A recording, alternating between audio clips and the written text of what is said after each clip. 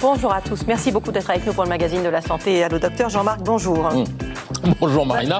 Vous n'aimez pas Oui, non, en fait je suis en train de m'hydrater. Ça, j'ai remarqué, quand même. C'est le rubrique d'Allô docteur tout à l'heure, c'est l'hydratation qui m'a fait penser à ça. Près d'un an après l'annonce de leur premier mort officiel du Covid-19, le 29 février 2020, les États-Unis ont franchi le cap sinistre du demi-million de décès hier. Un bilan déchirant, a déclaré le président Joe Biden avant de respecter 1 minute de silence en hommage aux victimes.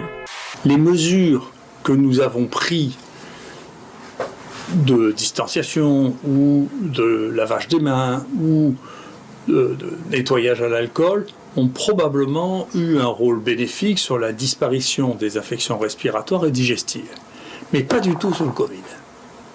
Et donc, ça veut dire que toutes les mesures que nous avons prises jusqu'à ce présent pour contrôler le Covid sont totalement inefficaces. Il y a plus d'Américains morts en un an à cause de cette pandémie que pendant la Première Guerre mondiale, la Seconde Guerre mondiale et la guerre du Vietnam combinée. En valeur absolue, les États-Unis sont le pays le plus touché au monde par la pandémie. Il y a eu des gens qui ont été contaminés jusqu'à 200 mètres des personnes infectées.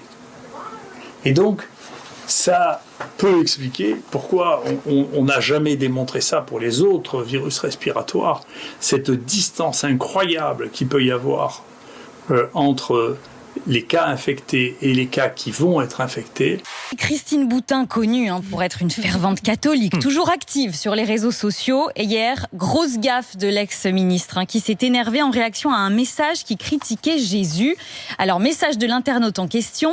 Mais vraiment, à quoi sert Jésus ? Faut penser à aller se faire voir à un moment donné. Là, ni une, ni deux. Christine Boutin lui répond. Et vous, qu'avez-vous fait pour stopper les désastres ? Jésus nous laisse libres. Et c'est un immense cadeau. Regarde, écoute-moi, t'as compris que ça coulait pas dans tes yeux et que t'avais pas... Non, mais là, J'aime pas me baptiser parce qu'en fait c'est nul. Mais j'ai pas envie d'y croire au Dieu. Quoi ?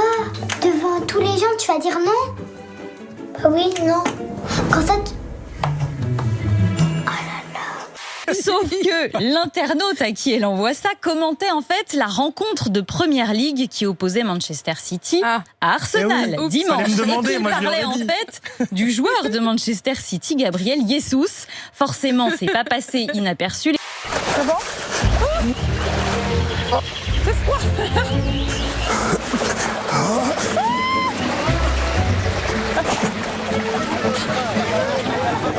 Loïc a plus de mal à remonter sur ce radeau parce qu'il est plus lourd. Donc je pense que c'est plus difficile. Au Moyen-Âge, on incitait les femmes sur les marchés d'acheter des artichauts parce que ça permettrait de garder les fesses au chaud. Ah oui.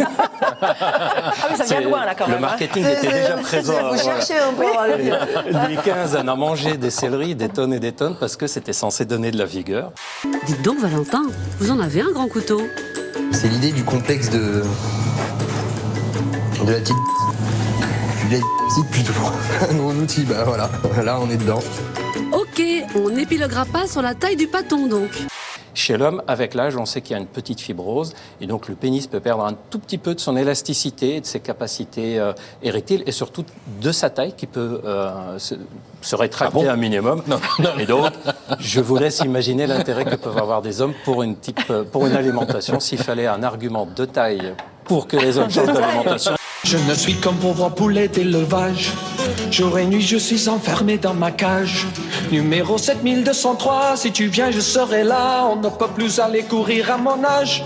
Valentin mélange des œufs avec de la farine et du sucre, puis il fait chauffer son lait. Oups, attention, on a dit chauffer, pas bouillir. Les bouillus, les foutus, comme le sang, quand t'as le sang qui bout. Le pire, c'est quand t'as le bout qui sent. Ouais, alors là... Oh là là. Il faut attraper le hareng avec la bouche sans les mains. C'est une tradition de Dunkerque. Mais c'est quoi ce truc ? En fait, dans le Nord, c'est tout odeur. Ils aiment trop les odeurs qui puent dans le Nord. Yes. Il y a des crottes. Il y a des crottes. Ouais, ok. Bon, on va voir les crottes. Les crottes, mais ça se lève, les crottes. Non, mais c'est sûr qu'il faut suivre les crottes, ma chérie. Piti, piti. Dans la vie, on fait caca. On adore. Tous les jours, on fait caca. Du coup, je m'amuse à regarder les crottes, à déterminer l'âge probable de la crotte et du passage du rhinocéros. Je suis très serein, je suis vraiment dans un safari. Puis la vie ici n'est pas si mal. 3 repas par jour et le chauffage central. Ma santé est très bonne grâce aux piqûres d'hormones offertes par la sécurité sociale. Qu'est-ce qu'elle fait? On se demande. Ah, le poirier apparemment. Ça meurt un poulet! Mon Dieu! C'est une blague. C'est une caméra cachée, c'est pas possible. Non, elle est pas cachée du tout, la caméra. Mais enfin! C'est les reines du shopping ici, là, c'est pas vidéo gag, là. Regardez, à San Francisco, une immense bâtisse victorienne qui a tout simplement changé d'adresse. 465 mètres carrés déplacés comme ça en pleine ville. On dirait un décor de film. C'est vrai, on dirait un décor de film. Ou alors un jeu, vous savez, un jeu qui serait grandeur nature. Ça s'appelle un mobil-home. Exactement, et que vous êtes très en forme ce matin. Hello. Hello. We are looking for a house for sleep tonight. And we want to sleep with... Can we enter? In your house. In your... In your house.